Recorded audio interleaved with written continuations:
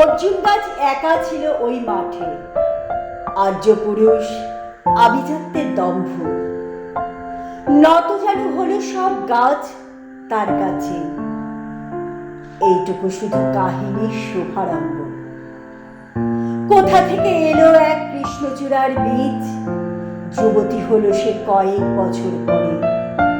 সাঁওতালি মেয়ে, খোপায় তীব্র লাল। অর্জুন তাকে চাইল আপন করে।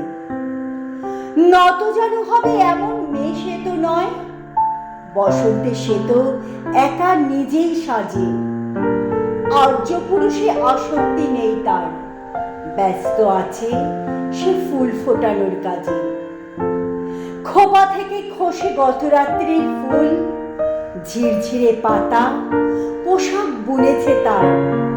অর্জুন সে যে আর্য পুরুষ, ভাবে সব সুন্দরে একা তার অধিকার।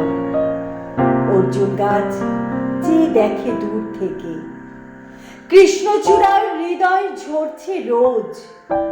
রূপ দেখে তার ধাঁধায় দুখানি চোখ, ভাবে কবে পাবে ওই হৃদয়ের খোঁজ। কাহিনী এবার শেষ করে তাড়াতাড়ি। কৃষ্ণচূড়ার জেদখানি বড় বেশি। অভিমান সেও বিকবে না কারো কাছে, বরঞ্চ হবে বন্ধু বা প্রতিবেশী।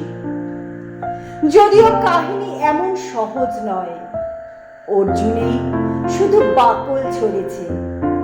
ঝড়ে সাঁওতালি মেয়ে রক্ত ছড়াতে জানে, আর্য পুরুষ হার মানে অন্তরে।